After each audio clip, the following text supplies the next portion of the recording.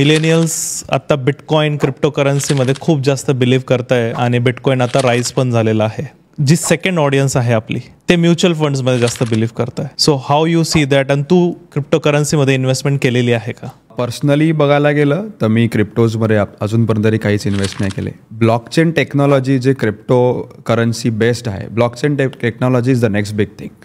पण आपल्याकडे अजून जर क्रिप्टो करन्सी बघायला गेलं तर त्याचे रूल्स अँड रेग्युलेशन्स अजून सेट नाही आहेत. एनिथिंग विच इज इलिगल मी काहीच करत नाही ना. मी कोणाला सांगतो तुम्ही करा. दुसरी गोष्ट काय होतं की बिटकॉइन किंवा एनी क्रिप्टो करन्सी जे आहे यांनी 4-5 वर्षात 100x 1000x पैसे केले म्हणून लोक त्याच्यात गेले. मी नेहमी म्हणतो की जेवढं फास्ट येतं ना तेवढं फास्ट इव्हॅपोरेट पण होतं. Mutual funds is a slow game but it is a sure shot game. Problem काय, लोकांना 5 वर्ष 10 वर्ष थांबायचं नसतात.